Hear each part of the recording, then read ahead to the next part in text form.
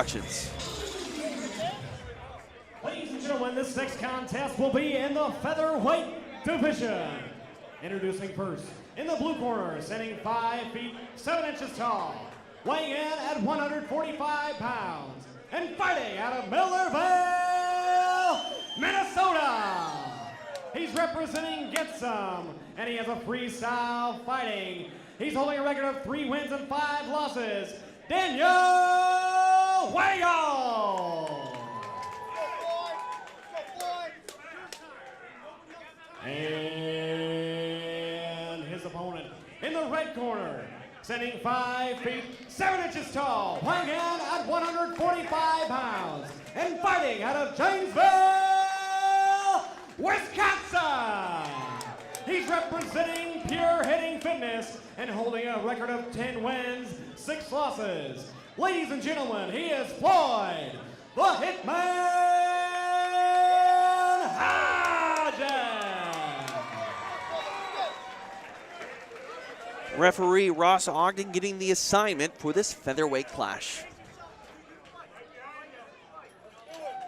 Dan Wills in the black trunks, Floyd Hodges in the blue with white trim. And we are underway. Fighters touch gloves.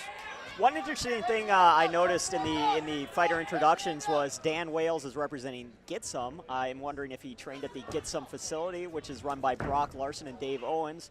It also holds some of the better prospects in Minnesota at the moment, so maybe he's making an effort here to up the training a bit. No shortage of action here, getting us started here. Wales getting the clinch, putting Hodges up into the fence. Watch for the foot stops from Dan Wales there. Dan Wales launching a knee attack to the thighs in front of the legs of Floyd Hodges, which if this fight goes 15 minutes, that can definitely add up in the later stages of the fight. Absolutely. Dan Wills definitely looking to try to dirty box here, not looking for a takedown, despite having the clinch. Can't see from our vantage point if he has full double underhooks. Yeah, this is pretty much how the first fight went. Dan got him against the cage, knees, foot stomps, tried to take him down, couldn't. Floyd separated, and that was that. It looks like Wales has double underhooks. Not sure if he has the hands clasped, but again, it doesn't really look like he's looking for a takedown at this point. He does not have double underhooks. He has it on the left. Oh, he does have the overhook there on the left. We'll see how long Ross Ogden lets him work here. Definitely, I don't think that there should be a stoppage at this point for a restart, not. But some referees, you never know. I've noticed Mario Yamasaki's brother for one. Yeah, Fernando Yamasaki. He's a little hit or miss. I know Joe Rogan isn't a fan. Fernando Yamasaki, for having a Brazilian Jiu-Jitsu black belt, seems to think that you can get submissions done in 15 seconds. Well, I figure he's so good at Brazilian Jiu-Jitsu, if it's not finished in 15 seconds, that it should be stood up. There's a foot stomp you mentioned earlier. A little bit of a throwback to the Marco Ruas era of the UFC. You need to put $5 in the bin. Every single time you talk about foot stomps. Oh! Floyd Hodges making the most of this opportunity. We see Wales coming in. He's going to get that takedown. Very nice. Stayed calm. And Floyd Hodges still throwing punches. Make sure you got to watch out for the back of the head. This is certainly a good place to get your takedown with your opponent against the fence. I'm wondering if Dan can. Dan Wales has got to get out of there, though. He absolutely needs to get out of there. He needs to try to secure this position because ultimately, if Hodges is able to get one leg free, he's going to be able to get back up to his feet. Yeah, I wouldn't exactly be worried about an inverted triangle by any means, but I certainly would be worried about getting my face smashed in by hammer fists. Also, too, we're going to see Hodges probably try to use that fence and wall walk. Now he's sprawled out. He's pretty much out of danger here. Now he's going to maybe punish the body here of Dan Wales. I'm surprised he's letting up here a bit. And Wales getting his head through. He's going to try to finish this takedown. It looks like he's going to get it. Side of the head, those are good. Hodges using that cage, though, very smart and crafty, showing that he is a veteran of over 15 mixed martial arts contests. The referee warns for shots to the back of the head. I thought those were clean right to the side. I would agree with you. See if Hodges can. Look at that. Dan Wales still throwing knees to the shin and knee. Knee to the knee. I don't think I've ever seen that before. Vicious stuff. I mean, that's just mean. Well, that's some old. Wales could possibly try to shoot around and take the back. But I don't think he's going to just try to drag him down. Now we're back to the feet here. I commend both fighters, neither grabbing the cage here. Making it a point to stay as clean as possible. Floyd Hodges looking for his moment to get free, because when Wales gave him an inch to breathe, he just throwing leather, really taking advantage of that opportunity, but Wales able to nullify the action and slow it down here again with the clinch. Nice knee to the body. or nice knee to the upper thigh, I should say, by Dan Wales. Again, TJ DeSantis along with Andrew Studer here at the Hyatt Regency in downtown Minneapolis for Downtown Showdown 10. A little bit of a shoulder thrust from Dan. I like it. Dirty boxing happening right in front of us here, cage side. Now that you may have wanted to say was behind the back of the head. Knee to the body there to Hodges. Yeah, that was a clean knee to the body. Hodges trying to get his hands inside and maybe force some separation, and he does Hard it. He's free. right hand. Hodges wastes no time to throw an onslaught of punches. Once he has space, he tries to go countering a kick. Wales might be in trouble. Backpedaling. This is Floyd's world right here. Give him space, he'll let him fly all night. The confidence is oozing from Floyd Hodges on the feet. Tries for an uppercut. Floyd, I don't know if I've ever seen that. Wales ducked under an uppercut.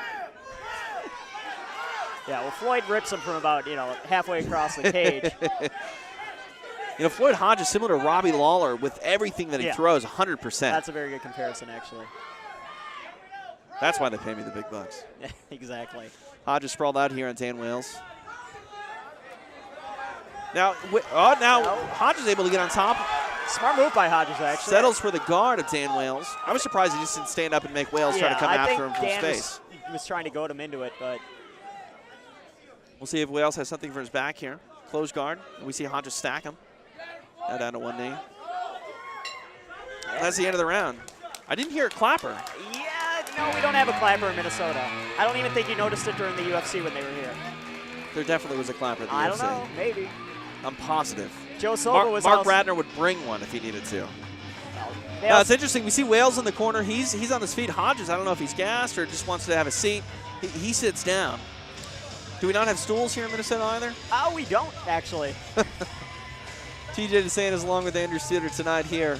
Downtown Showdown 10 at the Hyatt Regency. Appreciate you watching the stream on SterlingMN.com. Again, SterlingMN back in the Hyatt for January 26th, an 18-fight mixed martial arts card. Drew mentioned it earlier. The card's still coming together. Might get more than 18 fights on that card. Yes. And then before that, January 5th, back here at the Hyatt for some boxing action. Professional boxing. SterlingMN.com is your destination for all things mixed martial arts here in Minnesota. We're scheduled ready to get round 2 underway between Dan Wales and Floyd Hodges. A pretty great first round. Both men had some moments, but I think ultimately the control goes the way of Dan Wales. Yeah, Floyd's breathing a little bit heavy. Dan, I mean, mouth wasn't even open. We are underway, round 2. Dan Wales in the black with Floyd Hodges in the blue with white shorts. It's interesting. We actually see Hodges, kind of back, taking his time here, not just throwing ruthless aggression. Maybe fearing that takedown a little bit, not necessarily having to pay for it, but ultimately, fighting defensively if he's, clinching, taken back. So now maybe Hodges is going to fight a little more conservatively and wait for an opening, and here might be his opening.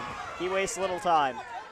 It's interesting. Wales wanted to kind of butt scoot, and ultimately Hodges said, no, let's get back up. Now we see the takedown attempt by Wales.